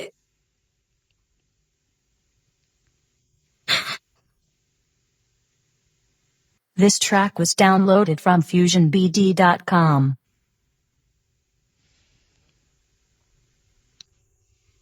আচ্ছা, আপনার পড়াশোনা কতদূর পর্যন্ত হয়েছে? আমি ইন্টার্ন পরীক্ষা দিচ্ছি, এক সাবজেক্ট খারাপ করছি, পরে আর দেওয়া হয় নাই। আমি এর পর্যন্ত তো গেল, তারপর 9-এ উঠলাম। 9-এ ওঠার পরে আমার ওই সময় থেকে আমার আব্বা পড়ার খুব কষ্ট দিত। বই দিত না, বই দিলে খাতা দিত না। তারপর অনেকদিন ঘুরাইতো, ম্যাডাম স্যারদেরও মার খেতাম, হইতো না। আর স্যার আমি যখন ক্লাস 6-এ উঠছি তখন পর্যন্ত আমার স্যার, এরপর আর আমাদের স্যার রাখে নাই। যখন আমি 8-এ 9-এ উঠলে তো আর নিজে থেকে পড়া যায় না, অঙ্ক ইংলিশ এগুলি তো লাগেই। তো পড়া না পারলে মারি খেতাম, বাসায়ও মারি খেতাম, আর পড়া না পারলে স্যারদের কাছেও মারি খেতাম। তো যে আমার ক্লাসের যেসব মেয়েদের সাথে সম্পর্ক ছিল, ওদের ভাই ছিল। তো ভাই শব্দটাকেই ঘৃণা করি, যাদের ভাই ছিল ওদের বাসায় আমি কখনো যাইতাম না। আর যাদের দেখতাম ওর বাবা মা বেশি আদর করে, ওখানেও যাইতাম না, কখনোই যাইতাম না, ভালো লাগতো না যাইতে, সহ্য হইতো না। তারপর আমার তো স্যার নাই, আমি সবসময় মার খেতাম। তো আমি ক্লাস 9-এ আমার অঙ্ক খারাপ হয়েছে, ওই মেয়েদের কাছ থেকে দেখে দেখে এইভাবে ভেবে পরীক্ষা দিছি। অঙ্ক যখন খারাপ হয়েছে তখন আমি বাসায় আসছি, যে ম্যাডাম বলছে গার্জিয়ানদের সিগনেচার নিলে উঠাই দিবে, আমার অন্য সাবজেক্ট গুলি খুব ভালো, তা আমাকে উঠাবে না। গার্জিয়ান সিগনেচার না করলে ম্যাডামও তো উঠাই দিবে না দরখাস্ত। ম্যাডাম বলছে তুমি দরখাস্ত দাও, উঠাই দেব। তো 5-6 দিন হয়ে গেছে, তারপর ম্যাডাম আমাকে বলতেছে যে সবাই ইয়ে হয়ে গেছে, ভর্তি হয়ে যেতেছে, তো তোমার তো সব মার্ক ভালো, শুধু এটার জন্য তুমি আনলো না তোমার গার্জিয়ানের সিগনেচার দিয়া দরখাস্তটা। পরে বলছি ম্যাডাম আমাকে তো আমার বাসা থেকে বলা হয়েছে যে আমাকে মানে ওঠাবে না, আমাকে এই ক্লাসে রাখবে। তখন ম্যাডাম বলছে কেন, তোমার সবগুলি ইয়া ভালো, আমি যেখানে ক্লাস টিচার হয়ে বলতেছি সেখানে তোমার গার্জিয়ান কি, তো দাও আমি সিগনেচার হয়ে তোমার গার্জিয়ান হয়ে আমি তোমাকে উঠাই দেবো। তারপর ম্যাডাম, আমি তো আর বুঝতে পারি না, আমি খুব খুশি হয়ে আর কি ম্যাডামের সিগনেচার দেওয়া, তারপর আমাকে উঠায় দেওয়া হয়। তো আমি পরের দিন এসে আমার আব্বাকে বলি আর কি যে আমার নতুন বইটি লাগবে, আমার উঠাই দিচ্ছে ম্যাডাম। এই কথাটা শোনার পর আমার যে বেটা মানে বেশি টর্চার করছে আমাদের, ও এসে ঠাস ঠাস করে আমার গালের মধ্যে চড় দিছে। এত পণ্ডিত কেন, আমি উঠাবো না। ম্যাডাম তোরে বলবো কেন, আর ম্যাডাম বললে তুই উঠাবে কেন, তুই কস নাই আমার কথা। হ্যাঁ বলছি তো, আমি উঠবো না কেন, আমার তো সবগুলিতে রেজাল্ট ভালো। আগে কিবরিয়া ভাই এত মারছে, আমি মনে 10-12 দিন আমার জ্বর ছিল। আমার আব্বা কিচ্ছু বলে নাই, মাও কিছু বলে নাই, আর বলার তার কেউ নাই। তারপর তো স্কুলে গেছি আসছি, তো ওই এক সাবজেক্ট আমার সবসময় খারাপ হতো। আমি যখন পরীক্ষা দিব তখন 99 সাল, আমার সাথে সবাই পরীক্ষা দিতেছে। আমাকে দেওয়া হবে না পরীক্ষা, যে এটারে পরীক্ষা দেওয়া না, এটা 1 বছর ঠিকই রাখবো, এটা পরীক্ষা দেওয়া না। আমি অনেক কান্নাকাটি করছি, পরীক্ষা দেওয়া না। তখন 2000 সালে আম, আমার যেটা বড়, ও বলতেছে না, পরীক্ষা না দেওয়ালে কিভাবে হইব, সবাই দিতেছে। ও বলতেছে যে এখন তো সময় নাই, ওটা মানে রেজিস্ট্রেশন হয়ে গেছে। তো ও আমার বলছে, দেখেন যেভাবেই হোক আমি পরীক্ষা দেবো, আমি পড়বো। তারপর আমার তো ম্যাট্রিকের সব বই আছে, আমি পড়তেছি। হঠাৎ করে যখন ওই রেজিস্ট্রেশন মানে আমার করতে হবে, তখন আমি গেছি। যাওয়ার পর আমি গিয়া দেখি যে এটা একটা মাদ্রাসা। কারণ আমি তো আরবি কিছু পারি না। তা আমি বলছি, আপনি ঠিক করলেন এসএসসি আর এখানে তো দেখি আমি মাদ্রাসা, হুম হুম। এখন আমি কিভাবে পরীক্ষা দেবো? বলছে, না এইভাবেই দিতে হবে। আমি এইভাবে কিভাবে দিব, আমি তো ফেলই করবো, আমি এগুলি কিছুই পারি না, আমি কিভাবে দিব? তারপরেও আমি যে যদি না দেই আমাকে তার দেওয়া হবে না, আমি সাহস করে আমি পরীক্ষা দিছি। তো কিভাবে দিছি, আমি যেখান থেকে পরীক্ষা দিছি মুন্সিগঞ্জ থেকে, ওইখানে আমি আর্থিক অবস্থা দেখছি যে সবকিছু যারা আসছে এদের মধ্যে আমার মানে মোটামুটি আমি সচ্ছল আর কি সবচেয়ে। তো সবার এরকম অবস্থা ছিল যে আমি সবচেয়ে গরিব, কারণ আমার আব্বা তো কাপড় চোপড় দিত না আমাদের। তা আমার 2-3টা জামা নিয়ে গেছিলাম, আর 1 জোড়া শুধু জুতা নিয়ে গেছিলাম। তো সেই জুতাটা ছিঁড়া যায়, আর এটা আমি ঠিক করতে পারি না। তা আমার একটা ভাই একদিন যেটা আমাকে পরীক্ষাটা দেওয়াইলো, ওরে আমি বলছি, আপনার কাছে টাকা আছে, আমার একজন স্যান্ডেল কিনে দেন, আর তো পরীক্ষা দেওয়ার সমস্যা হবে। তখন আমার 3টা পরীক্ষা হয়েছে। আচ্ছা না, এইভাবেই দিতে হইব, এই সিরাটা পরে পরে ল্যাংড়া ল্যাংড়া যাবি পরীক্ষা দিতে, আর টাকা দিতে পারবো না। আব্বা আমার কাছে টাকা দিছে, এগুলি তোর স্যান্ডেল কিনা দেওয়ার জন্য দেয় নাই। এখন আমি কি করবো, আমার তো স্যান্ডেল নাই। আমি স্যান্ডেল রাইখা আমি খালি পেয়ে গেছি পরীক্ষা দিতে। ম্যাজিস্ট্রেট আমাকে বলতেছে যে তুমি খালি পেয়ে আসছো কেন, যে ফকির সেও তো স্যান্ডেল পরে আসে, পরীক্ষা দিতে আসছো, ভদ্রতা জানো না? ওরা বলছে, স্যার আমি তো মানে আমার স্যান্ডেল তো ছিঁড়ে গেছে, এর জন্য তো আমি স্যান্ডেল পরে আসতে পারিনি। তো পরীক্ষাটা আমি দিছি, পরের দিনও আমি সেম ভাবেই গেছি।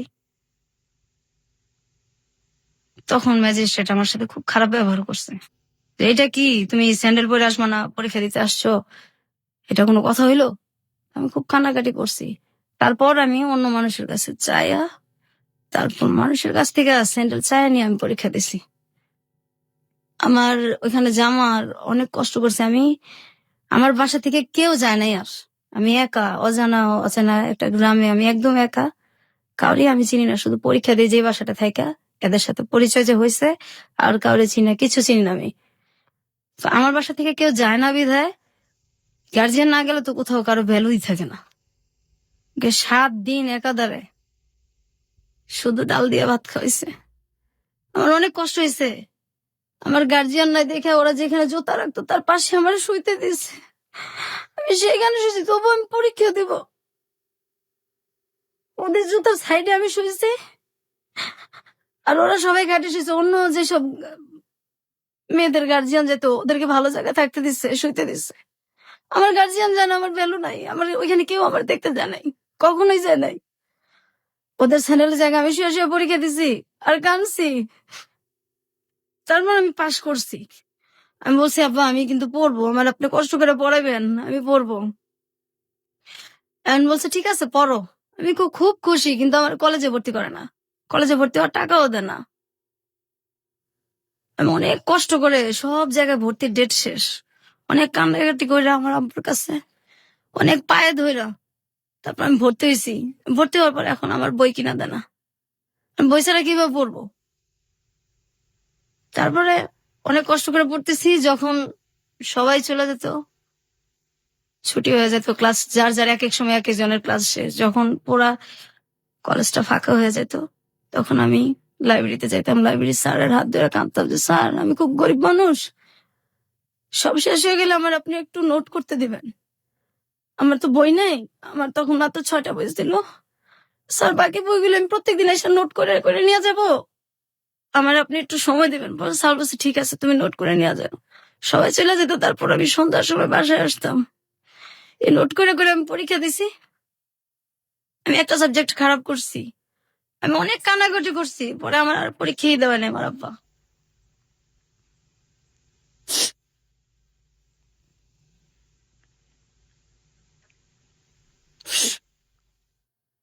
পৃথিবীতে সবচেয়ে মধুর সম্পর্কগুলো হচ্ছে প্রথমত রক্তের সম্পর্ক, কারণ বাবা, ভাই, মা, এই সম্পর্কগুলো আসলে এই সম্পর্কই এই সম্পর্কের ক্ষেত্রে কোনো কিছু চিন্তা করে না। কিন্তু আজকে যে ঘটনাটা আমরা শুনছি, আহ জীবন আসলে কখনো কখনো বোধহয় কোনো কোনো জায়গায় কোনো কিছুই কোনো নিয়মকেই ক্ষমা করে না। আসলে এই ঘটনাটা আসলে সেরকমই একটা ঘটনা। আমরা কি আরো কি সামনের দিকে যেতে চাই? আপনি যদি একটু নিজেকে সামনে রাখেন প্লিজ। প্রত্যেকটা মানুষের জীবনেই প্রেম ভালোবাসা আসে। আপনার জীবনেও কি এরকম কখনো এসেছিল? হ্যাঁ, আসছে। আমি আরেকটু কথা বলে নেই। জি। আমি কিন্তু এই যে বড় হয়েছি, কোথাও বেড়াইতে যেতে পারতাম না। আমার ভাইরা বেড়াতে যেতে দিত না, পিকনিকে যেতে দিত না। আমার আব্বাও এটার কোনো কিছু করতো না। কখনো বেড়াতে যেতে পারতাম না, কোথাও দাওয়াত হলে যেতে পারতাম না। আর প্রেম, আমি যখন ইন্টারমিডিয়েট দিব, হুম তার হুম। কিছু আগে দিয়ে আর কি, আমার মানে প্রতিবেশী এক ছেলের সাথে আমার সম্পর্ক হয়। ওই প্রপোজাল দেয়, সম্পর্ক হয়। হওয়ার পরে আমি শুধু ঠিক করতেছি যে আমি ওকে আমার ফ্যামিলি সম্পর্কে বলবো। জি। তো যখনই বলি তখনই বলে তোমার ফ্যামিলি দিয়ে বা তোমার কোনো অতীত দিয়ে আমার দরকার নাই, আমার ওগুলি দিয়ে কোনো কিছু দরকার নেই। ও তখন অনার্সে পড়ে। আচ্ছা।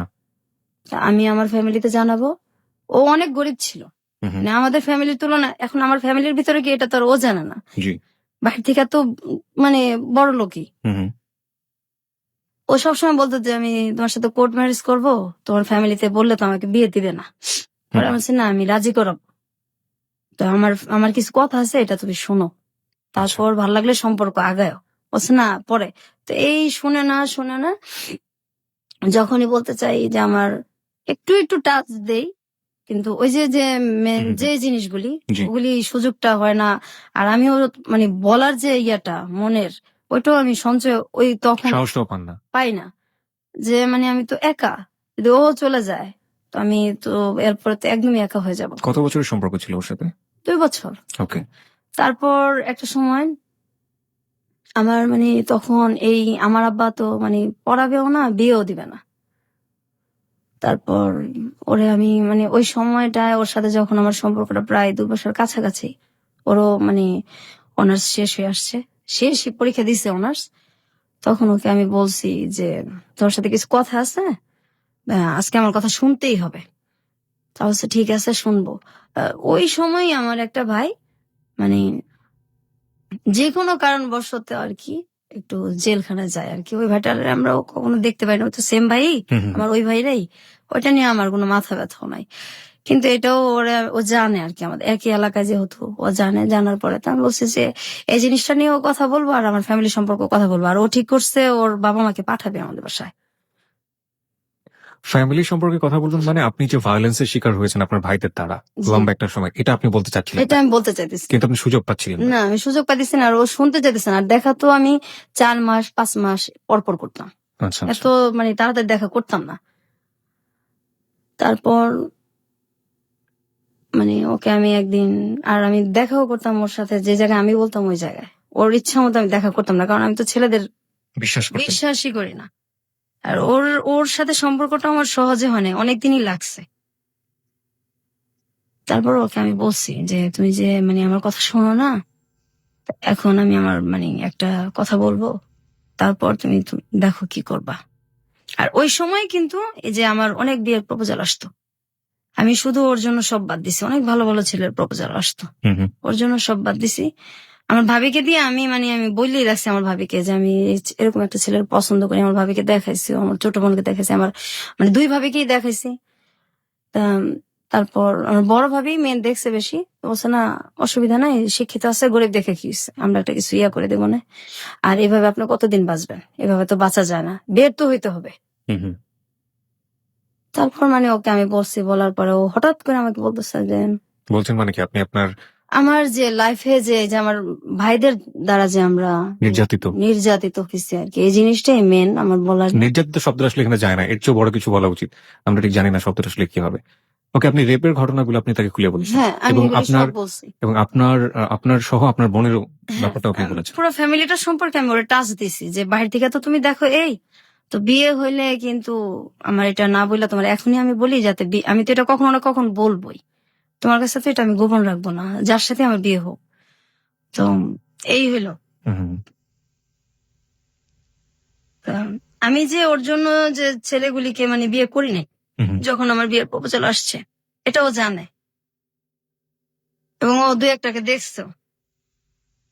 ওই সময় ও আমার বলতেছে, দেখো আসলে আমি তো তোমার ভালোবাসি নাই, আমি তো একটা মেয়েকে ভালোবাসতাম। তুমি এটাকে ভুলার জন্য আমি তোমার সাথে সম্পর্ক করছি। এই ঘটনাগুলো জানার পর জানার সাথে সাথে ও আমার এই কথাটা বলছে। আমার তো পায়ের নিচের মাটি তখন নাই। তারপর আমি অনেকটা অ্যাবনর্মালের মতো হয়ে গেছিলাম। 20 দিন 15 দিন পরপর মাথা আঁচড়াতাম, একদম একা হয়ে গেছি। কোথাও কেউ নিত না, বা মনটা ফ্রেশ করার জন্য কেউ নিত না।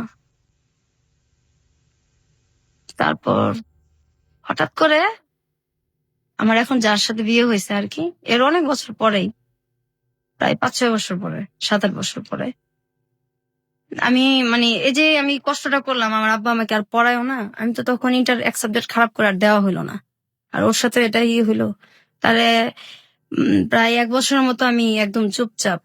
আমার মানে আমি কি করব, কোথায় যাব, মানে কষ্ট আর সহ্যই করতে পারতেছিলাম না। আবার ছেলেটা এরকম করছে আমার সাথে। ও কি পরে বিয়ে করে ফেলে সঙ্গে সঙ্গে? না, আর অনেক পরে করে। আর পরে যোগাযোগ করেনি আপনার সাথে? না, কখনোই না। এবং আপনার ভাইরা যে এই আপনি যখন খুলে বললেন যে আপনার ভাইরা আপনাকে এই ধরনের আচরণ করেছে আপনার সঙ্গে, ওর এই ব্যাপার নিয়ে আর কোনো কথাই বলেনি? কোনো কিছু কোনো জিজ্ঞেস- কথাই বলে না। ও বলছে আমি আসলে একটা মেয়েকে ভালোবাসতাম, ওকে ভুলার জন্য আমি তোমার সাথে সম্পর্ক করছি। এর পরের ঘটনাগুলো আমরা জানবো শ্রোতা যারা শুনছেন। এবং আজকে বিথির বর আমাদের সাথে উপস্থিত আছেন। বিথির বরের কাছেও আমাদের কিছু প্রশ্ন আছে, আমরা সেই প্রশ্নগুলো উত্তর তার কাছ থেকে খোঁজার চেষ্টা করবো। তবে তার আগে সংবাদের বিরতি আছে, সংবাদের পরপরই ফিরে আসছি। খুব ছোট্ট একটা বিরতি। আর একবার মনে করে দিচ্ছি, আপনি শুনছেন hello 8920 ABC radio FM 89.2। Kibria আপনার সঙ্গে আছে, আশা করছি সাথে থাকবেন। ABC radio 89.2। হ্যালো 8920 আরো একবার স্বাগত। 1:04 হচ্ছে সময়। কিবরিয়া আপনার সঙ্গে আছে, আর আপনি শুনছেন আপনার প্রিয় স্টেশন এবিসি রেডিও FM 89.2। এই হ্যালো 8920 হচ্ছে আপনার গল্প বলার প্ল্যাটফর্ম, আমরা বলি এটাকে। এবং আপনি আপনার জীবনের গল্প এখানে বলতে পারেন। এখানে আমরা কোনো কাকতালীয় অধিভৌতিক কোনো গল্প বলি না, এবং আপনি আপনার জীবনে যেটা ঘটে গেছে সেই গল্পগুলো এখানে বলবেন। এবং সেই গল্প থেকে যারা আমাদেরকে শুনছেন, লাখো লাখো শ্রোতা, তারা বিভিন্ন শিক্ষা নিয়ে থাকেন। আজকের গল্প থেকে আমরা কি শিক্ষা নেব? প্রত্যেকটা মানুষেরই আসলে এখানে ব্যক্তিগত একদমই আপেক্ষিক একটা ব্যাপার যে আসলে কি শিক্ষা নেব। তো আমি একটা শিক্ষা ব্যক্তিগতভাবে নিয়েছি এবং নিব, সেটা অনুষ্ঠানের শেষের দিকে বলবো। আর একইভাবে বিথি আজকে আমাদের সাথে আছেন। ছদ্মনাম বলছি, তার আসল নামটা বলা সম্ভব হচ্ছে না আমাদের পক্ষে, এবং আসল জায়গাটাও বলা সম্ভব হচ্ছে না। সে কি শিক্ষা নিয়েছে তার ছেলে মেয়েদের ক্ষেত্রে, সেটাও আমরা জিজ্ঞেস করব। আর এই ফাঁকে আপনাকে আরো একবার একটু মনে করিয়ে দিতে চাই, আমাদের অনুষ্ঠানে আপনি অংশগ্রহণ করতে পারেন। 24 ঘন্টা একটি নাম্বার খোলা রয়েছে আপনার জন্য, 91156668। আবারও বলছি, 91156668। এই নম্বরে ফোন করে আপনি আপনার নাম এবং আপনি আপনার সেল নাম্বারটি ধীরে স্পষ্ট করে দিয়ে আপনি যা বলতে চান বলবেন। যে কোনো ধরনের প্রতিক্রিয়া হতে পারে, যে কোনো ধরনের কথা হতে পারে, কিংবা আপনি যদি এখানে অতিথি হয়ে আসতে চান, কি গল্প বলতে চান আপনার জীবনে, সেটা বলতে পারেন এবং আপনার সাথে আমরা যোগাযোগ করবো। হতে পারে আগামী সপ্তাহে আপনি এখানে আমাদের অতিথি হয়ে আসবেন। এছাড়া ফেসবুকে আমাদের অতিথিদের সাথে যোগাযোগ করতে, অতিথিদের যে কোনো ধরনের সাহায্য করতে, অতিথি প্রোগ্রাম সম্পর্কে অনুভূতি জানাতে, যে কোনো মন্তব্য করতে, আপনি ফেসবুকে একটি পেজ রয়েছে হ্যালো 8920, সেটাতে আপনি যোগ দিতে পারেন। আপনাকে যেভাবে খোঁজ করতে হবে, RJ Kibria, RJ space KEBRIA, not KIB, ঠিক আছে? RJ স্পেস KEBRIA, ওখানে আপনি জয়েন করতে পারেন এবং আপনার যা প্রতিক্রিয়া আছে আপনি সেটা জানাতে পারেন। এখন পর্যন্ত আমরা যেসব প্রতিক্রিয়া পেয়েছি, মানে হঠাৎ করে যদি বলা হয় যে পৃথিবীটা ধ্বংস হয়ে গিয়েছে, এবং তারপরও মানুষ অবাক হবে না, এত বেশি অবাক হচ্ছে। এবং আমিও ঠিক এতটাই অবাক হয়েছিলাম যখন আমি বিথিকে ফোন করেছিলাম, বলেছিলাম যে আপনি আসলে কি বলতে চেয়েছিলেন, আপনি একটু বলেন। আমি স্পিচলেস, যেটাকে বলে, আসলে বাকরুদ্ধ হয়ে গিয়েছিলাম। আমরা ঘটনার এখনো শেষের দিকে না, আমরা একটু সামনের দিকে এগোতে চাই। বিথি, সেই ছেলেটা তো আপনার জীবন থেকে চলে গেল। তার 4-5 বছর পরে আপনি বিয়ে করলেন। জি। যাকে বিয়ে করলেন সে আমাদের সাথে রয়েছে এই মুহূর্তে, আপনার বর। এটাও কি আপনার লাভ ম্যারেজ ছিল? না, এই বিয়েটা হলো কিভাবে? বিয়েটা হলো যে আমি, আমাদের মানে ও হচ্ছে আমার দুঃসম্পর্কের আর কি এক আত্মীয়র ছেলে, এক দুঃসম্পর্কের এক খালার ছেলে আর কি। তো আমরা যখন ওদের সাথে আমাদের কোনো সম্পর্কই নাই, আচ্ছা। যেন খুব ছোট, 5 এ 6 এ পড়ি, তখন সম্ভবত ওদের ওদের বাড়িতে আর কি সম্ভবত না একবার গেছি আমি আর আমার মানে বড় ভাইয়ের মেয়ে। তখন আমার আমার বড় ভাই তো খুব ছোটবেলা বিয়ে করে ফেলছিল, ওটা বলা হয় নাই। তো ওর মেয়েটা আর আমাদের কিন্তু মানে বয়সের বেশি পার্থক্য না। আচ্ছা। তারপর যাই হোক ওই ভাস্তিটা আর আমি, আমার ভাস্তিটা তখন খুব ছোট, মানে ও কোলেই নেই এরকম আর কি। ওরা নিয়ে গেছি, যাওয়ার পর তো ওই সময় ও সম্ভবত 9 এ পড়ে, 9 এ কি 8 এ পড়ে। ওই সময় গেছি, যার পর এই আর কখনো যাওয়া আসা দেখা হয়নি। সাক্ষাৎ হয়? না না, ওরাও কখনো আসে নাই, আমরাও কখনো যাই নাই। হুম হুম। তো ও নাকি ওই সময় দেখে আমাকে ভাল লাগছে, ওই 9 এ পড়া অবস্থায় আর কি, ওইটা সে মনে রাখছে আর কি। তো এর মধ্যে হয় কি, আমি মানে আমাদের গ্রামে যাই একদিন বেড়াতে, যাওয়ার পর আমার যে মানে চাচাতো মামা, ওটা সম্পর্কে ওরও মামা হয়। তো ওই মামা আমাকে আর কি বলতেছে যে তোমাকে উমুক আর কি আত্মীয়র ওই মানে ওর পরিচয়টা দিছে। আমি তো চিনি না, কারণ আমি ছোটবেলা একবার গেছি। জি। তাহলে সে তো আমাকে খুঁজে কেন, সে কি জানি এমনি জিজ্ঞাসা করলো। আমার মাথায় তো আর কিছু আসে নাই, কারণ আমি তো তারে চিনি না, ছোটবেলা একবার দেখছি, ওটা তার মনেই নাই। তারপর হঠাৎ করে একদিন আর কি উনি ফোন দেয় আমারে, যে আপনার নাম কি? হ্যাঁ আমার নাম এই দাও। ওর আমার নাম বলার পরে আমি চিনতে পারি যে আপনার সাথে আমার কিছু কথা আছে। যে বলেন। বলছে, না আমি তো কথা আসলে ফোনে বলবো না, আপনার সাথে আমি দেখা করবো। তো আসলে আমি দেখতে এত খারাপ, আপনি আমার সম্পর্কে ভাই হন তো এমনি থাক না, কারণ আমি তো আপন ভাই দিয়ে ঘৃণা করি, আর কিসের খালাতো ভাই কিসের কি, ভাই শব্দই আমার কাছে নাই, তো আপনি আমার সাথে কেন দেখা করবেন? সে একটু কাজ আছে আমার, আমার মানে আমি দেখা করবো না আর কি। তারপর অনেক দিন আমাকে মানে অনেক দিন ফোন করছে, প্রায় 2 মাসে ফোন করার পরে, খুব রিকোয়েস্ট করার পরে তারপর আমি বলছি, ঠিক আছে আমি দেখা করবো আপনার সাথে। হুম হুম। তারপর আমি দেখা করছি, করার পর উনি বলছে যে আমি আসলে আপনাকে তো সেই ছোটবেলা দেখছি, তো আমি তখন থেকে ঠিক করে রাখছি আমি বিয়ে করলে আপনাকে করবো। বলছে না আমাদের ভাই বিয়ে করা যাবে না, আমি বিয়েটা করবো না, কারণ বিয়ে শব্দটাও ঘৃণা করি। ছোটবেলা ওই যে আমার একবার বিয়ের ইয়েটা হয়েছে, তারপর থেকে বিয়ের শব্দটাও ঘৃণা করি, আর আমি এগুলির মধ্যে নাই, আর বিয়েটা করবো না। আর আমার আব্বা তো মানে বিয়ের টাকা খরচ হবে বিয়ের মধ্যেও নাই, আর আমার তো তখন মানে বিয়ের না, আমার তখনও আমি কাঁদতেছি যে আমি পড়বো। পড়াশোনা করবো। হ্যাঁ, আমার যে পড়া গ্যাপ গেছে, আমার যে একটু বয়সটা বাড়ছে, হুম হুম। ওইটা আমার কিচ্ছু যায় আসে না, লজ্জাও লাগে না। আমি মেন হলে আমি পড়বো তখন, হুম হুম। আমি পড়ার জন্য কাঁদতেছি যে কেউ যদি আমার সাহায্য করে তখন আমি পড়বো। তেমন যে আপনি যদি পড়তে চান তা ঠিক আছে আমি পড়াবো, কিন্তু আমি আপনাকে বিয়ে করবো। পরে বলছে, ঠিক আছে আপনি বিয়ে করবেন, আমি তো বিয়েটা করবো না, এরকম কথাটা তো বলে চলে আসি, হুম হুম। আর কথা হয় না। তো উনি আমার অনেকদিন ফোন দেয়, ফোন দিতে থাকে। এক পর্যায়ে আমি আমার ফোনটা মানে সিমটা আমি চেঞ্জ করে ফেলি। তা আমার ওই মামা তো আমার মানে আমার গ্রামে আমার ওই মামা আমার ফোন নাম্বার গুলি তো সবসময় নিত, ওনার সাথে আমার সবসময় কথা হতো। ওনার আমি বলছি যে আপনি ওনাকে কিন্তু কখনো আমার নাম্বারটা দিবেন না। জি। তখন আমার ওই মামা ওরে কি করে, আমার মামার আবার ও খুব ইয়ে করে বলে বুঝায়, তারপর ফোন নাম্বারটা দেয়। দেওয়ার পরে ও বলতেছে, খুব কান্নাকাটি করছে, আপনি ফোন চেঞ্জ মানে সিমটা চেঞ্জ করলেন, আমার তো আপনার সাথে কথা ছিল, হুম হুম। আপনি এরকম করেন না। ওরা আমি বলছি, দেখেন আমি ভাই বিয়ে করবো না। অনেক রিকোয়েস্টের পরে তখন আমি বলছি যে আমি এরকম একটা মেয়ে, আমি আপনার বিয়ের যোগ্য না। তো বলছে আমি আপনার যোগ্য না, কারণ আমাদের দিক থেকে আর্থিক অবস্থায় ওরা মোটামুটি একটু কম আর কি, আর আমি যে ধরনের ছেলে পছন্দ করি আপনি সেটার মধ্যেও পড়েন না, আমি বিয়ে করবো না। আমি বিয়ে যদি করি আমার যেমন পছন্দ এমন করবো না, আমি করবো না। আবার এদিক দিয়ে মানে খুব চিন্তা করতেছি যে যদি সে আমার সত্যি পছন্দই করে, বিয়ে করতেই চায়, তাহলে আমার এটা শোনার পরে যদি সে ভাল লাগে হুম হুম। তাহলে আমি চিন্তা করে দেখবো। আচ্ছা। কারণ আমিও এইভাবে আর বাঁচতে পারতেছিলাম না, আমার আর এইভাবে বাঁচা সম্ভব না। আমি এর মাঝে একবার এন্ডিল 2 বার মুখে নিয়ে আমি ফালাই দিছি, একবার ছোটবেলা আবার বড় হইয়া। আত্মহত্যা করতে গিয়েছিলেন? তারপর আমি মাঝখানে আমি কিন্তু নেশাও করতাম, এটাও আমার বলা হয় নাই। আচ্ছা, কি নিতেন আপনি? আমি ফেন্সিডিল খাইতাম আমার এক বান্ধবীর সাথে, প্যাথেডিনও নিতাম। প্যাথেডিন পেতেন কোথায়? আমার ওই বান্ধবী নিয়ে আসতো। এগুলো নিতেন কেন? ভাল লাগতো না, বাসায় ভাল লাগতো না থাকতে।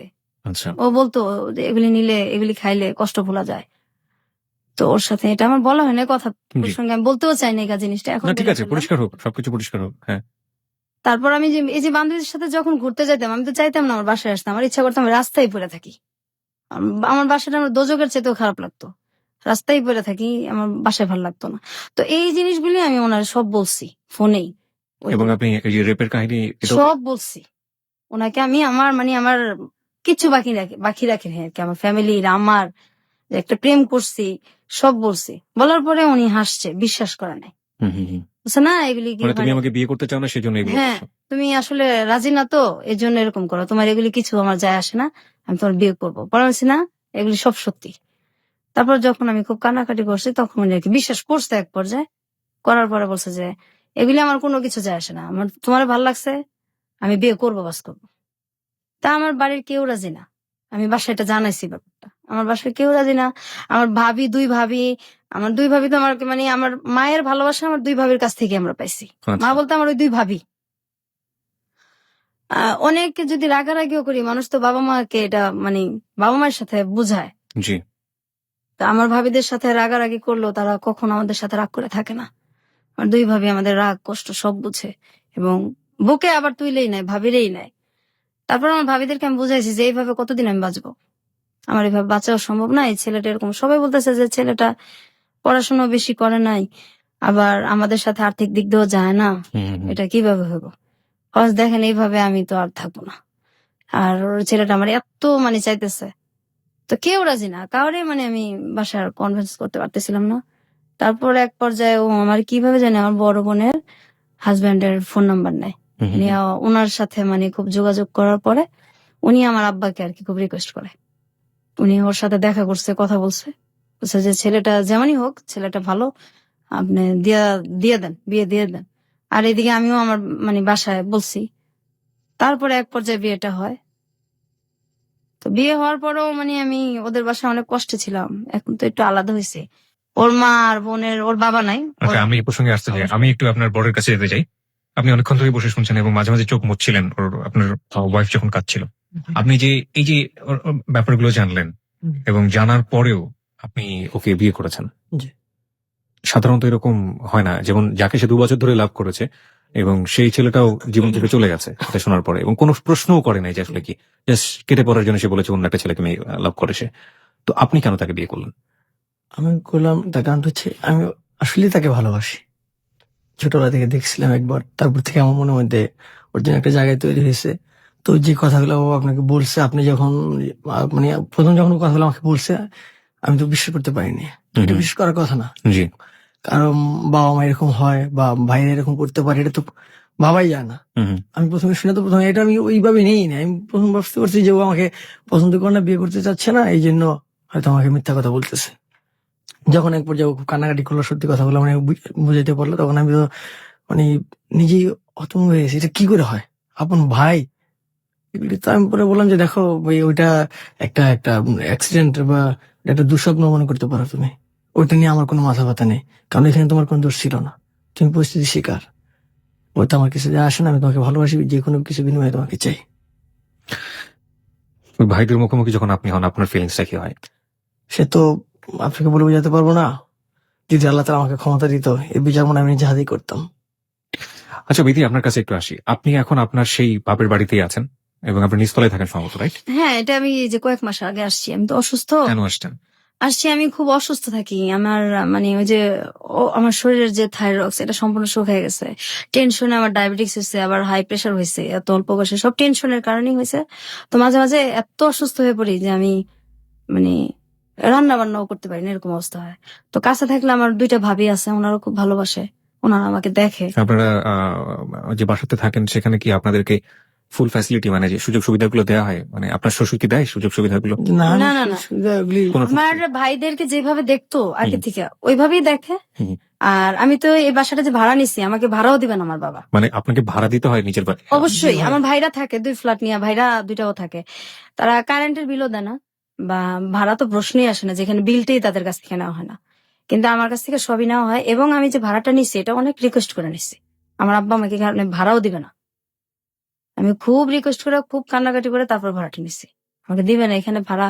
আর আমার ভাইরা তো বলছে অনেক আগে যে আমি একদিন বলছিলাম যে ওদেরকে দিলে আমাদেরকে দিবেন না, এখন তো আমরা বড় হয়েছি, এত কষ্ট এখনো দেন, আপনিও তো একসময় মারা যাবেন। আমার ভাইরা বলছে যে এই চোখ 2টা উঠায় ফেলবো আর তাই না ছাদের মধ্যে রোদ্রে দিয়ে রাখবো, এই বাসার তুই কে, কোনো কথা বলতে পারবি না এই বাসায়, আর এই বাসার তোরে আর মানে আর আমার ছোট বোনটারে কিচ্ছু দেওয়া হইব না, কি তোরা কে এই বাসার। আমার আব্বার সামনেই বলছে। আরে আমার আব্বার সামনে এটা তো নতুন কিছু না, আগে থেকে তো এর চেয়ে অনেক কিছুই হয়েছে। আপনি এখন আগের চেয়ে অনেক স্বাবলম্বী বলতে পারি, কারণ আপনার হাজবেন্ড আছে যে সবকিছু জানে, আপনাকে লাভ করে, আপনার হাজবেন্ড রোজগার করে, তার রোজগারের পাশে আপনাদের সংসার চলে, সুতরাং আপনি আপনার বাবার উপর ডিপেন্ডেন্ট না। অবশ্যই। এখন যদি আপনাকে বলা হয় যে আপনি আইনের দ্বারস্থ হন এবং আইনের দ্বারস্থ হয়ে আপনার যে অধিকার সেটা আপনি আদায় করে নেন, আপনি সেটা করবেন? না, আমি করতে পারবো না, কারণ তাহলে আমার যে ভাইরা এই সমস্ত কাজগুলি করছে তারা মোটামুটি ভালো ফর্মে আছে, তো আমার হাজবেন্ডকে হয় মারে ফেলবে, না হয় আমাকে মারে ফেলবে। আমি থাকতে পারবো না, বাঁচতেও পারবো না। এবং আমি যে এখানে আসছি এটা যদি জানাজানি হয় তাহলে যে আমার কি হবে আমি চিন্তাই করতে পারি না। এই রিস্কটা আপনি কেন নিলেন? আপনি কেন এত বড় জানার পরেও আপনি কেন রেডিওতে এসে লাখ লাখ মানুষের সামনে আপনি আপনার জীবনের কাহিনী বললেন? আমি মেন আসছি আমার ছোট বোনটার জন্য, যে আসলে একসাথে বড় হয়েছি, ওর কথাগুলি রেজিস্টার না আনলে আমারটাও চলে আসে, এই কারণে হয়তো আমার গুলিও বলা হয়ে গেছে। আর ছোট বোনটার জন্য আসছি, আমার ছোট বোনটার জন্য আমি অনেক জায়গায় গেছি, ওর চিকিৎসাটা হোক। ও যে মানুষ এটা তো ভুলেই গেছে, যে ও যে মানুষ, ওর যে বাঁচার অধিকার আছে, ও তো মানুষ। তো ওর জন্য মানে যদি কেউ ওর চিকিৎসার জন্য সাহায্য করে, বা ওর যে কষ্টটা, আমার যে কষ্টটা, এটা মানুষ জানো। আর আপনি যেভাবে মানুষের ধৈর্য সহকারে যে কথাগুলি শোনেন, আমি তো আমার হাজবেন্ড ছাড়া কাউকে এগুলি বলতে পারি নাই, আর আমার ভাবিরা ছাড়া। তো আপনার কথা শুনে আমার খুব ভালো লাগছে। আমি চিন্তাও করি নাই যে আমি মানে কেন যাব, কি করব, আমার ভালো লাগছে, আমি চলে আসছি। কিন্তু যখন আমি জানিয়েছি যে আমি আসবো, তখন আমি চিন্তা করছি যে দিলাম আমি কথা বলতে পারবো, আর বলার পর আমার কি হবে, এই চিন্তাটা আমি পরে করছি। তো এখন আমি আমার মেন আমার বোনটার জন্য আসছি। আর আমার মানে মানুষ তো সবাই প্রেমের কথা বলে, যে পরিবারে যে কি মানুষ যে কি কষ্ট নিয়ে বাইচে আছি, আমরা এখনো বাঁচতেছি। আমি এখনো কিবরিয়া ভাই ঘুমাইতে পারি না, এত বড় হয়েছি। দিনের বেলা আমার হাজবেন্ডকে জিজ্ঞাসা করেন, আপনি কখনো ঘুমাই না, রাত্রেও আমি 4টা পর্যন্ত প্রত্যেকদিন সজাগ থাকি, 4টা 3:30। আমার মানে কোনো শব্দ পড়লেই মনে হয় আমার ভাই বোধহয় আসলো, এই বোধহয় আমার গায়ে হাত দিল। আমি এখনো ঘুমাইতে পারি না, আমি এখনো ঘুমাই না। আমি ক্লাস 7 এর পরের থেকে আমি কোনোদিন দিনে ঘুমাই নাই, রাত্রেও আমি ঘুমাই না। রাত্রে আমার 2:30 3টা, আর আমার বোন তো ঘুমাই না। আমার বোন সারা রাত বসে থাকে, সারা রাত কান্নাকাটি করে। এই যে এত নামাজ চেষ্টা করি পড়তে, আল্লাহর কাছে এত কান্নাকাটি করি যে কত মানুষের বিচার হয়, এদেরও বিচার হয় না, আমার বোনটারও লাইফটা চেঞ্জ হয় না। আমি আমার বোনটার আমার কষ্টটা, সবাই প্রেমের কথাই বলে, আসলে যে বাবা মা যে কত নির্মম হয়, ভাইরা কত নির্মম হয়, আমি শুধু এইটাই বলার জন্য এখানে আসা। আর আমার বোনটা যে অসুস্থ, কেউ যদি সহযোগিতা করে আমার বোনটার জীবন হয়তো চেঞ্জ হইতেও পারে। আজকের এই গল্প শুনে আমাদের শ্রোতারা কি শিখবে সেটা একেবারেই তাদের ব্যক্তিগত ব্যাপার। তবে একটা প্রশ্ন আপনার কাছে আমার আছে, এবং সেই প্রশ্নের উত্তরটা আপনার কাছে আসলে আমার মনে হয় সেটা তাদের জন্য অনেকখানি সহজ হয়ে যাবে ব্যাপারটা, শেখার ব্যাপারটা। আপনারা এখন পর্যন্ত নিঃসন্তান দম্পতি, জি, আপনাদের সন্তান হয়নি, এবং নিশ্চয়ই ভবিষ্যৎ পরিকল্পনা রয়েছে আপনাদের সন্তান হবে, ফুটফুটে সন্তান হবে। আপনার পরিবারে আপনি ছেলে মেয়েকে কিভাবে মানুষ করবেন? আসলে আমরা তো বাচ্চা নিতেছি না, আমি অসুস্থ বিধায় হুম। খুব অসুস্থ থাকি। আর আমার থাইরক্সের সমস্যা আছে যেহেতু, এই কারণে আবার ডায়াবেটিক্স আছে। আমি তো নিজেই অসুস্থ, বাচ্চাটা আমি কিভাবে পালবো, আমার মা নাই। তো তারপরে বাচ্চাটা নেওয়া যায়, আমি নিতেছি না, অসুস্থ। আর যখন আমি আরেকটু সুস্থ হব, তখন যদি বাচ্চা নেই, আমার বাচ্চা আমি তো এভাবে মানুষ করবো না। আমি আমার আর্থিক অবস্থা যেমনই থাকুক, কিন্তু আমার বাচ্চাকে আমি বুঝতে দিব না যে ভালোবাসার অভাব।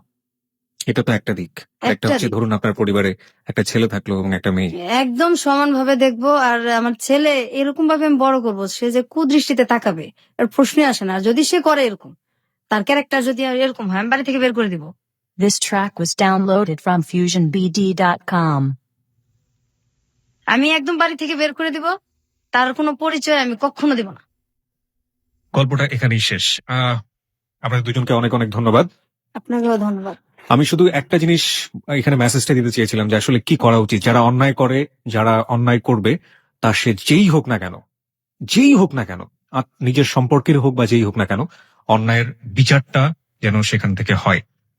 আমার মনে হয় লাস্টে বিথি যে কথাটা বলেছে সেটাই আসলে হওয়া উচিত ছিল, এবং হলে হয়তো এই ধরনের ঘটনার জন্ম হতো না। বিথি তার পরিবার থেকে বাইরে এসে বিভিন্ন জনের সাথে মিশেছে, এবং যে কারণে সে আজকে স্বাভাবিকভাবে এখানে এসে গল্পগুলো বলতে পেরেছে। কিন্তু বিথির যে বোনটি এসে আমাদের এখানে গল্প বলতে পারেনি, সে হচ্ছে রিয়েল ভিক্টিমাইজ, আমরা যেটাকে বলি, যে এত বড় সাইকোলজিক্যাল পেশেন্ট হয়ে গিয়েছে, এবং যার সুস্থতার জন্য আসলে আমাদের যদি কিছু করার থাকে, নিশ্চয়ই আমরা সেই চেষ্টাটা যেন করি আমাদের শ্রোতাদের।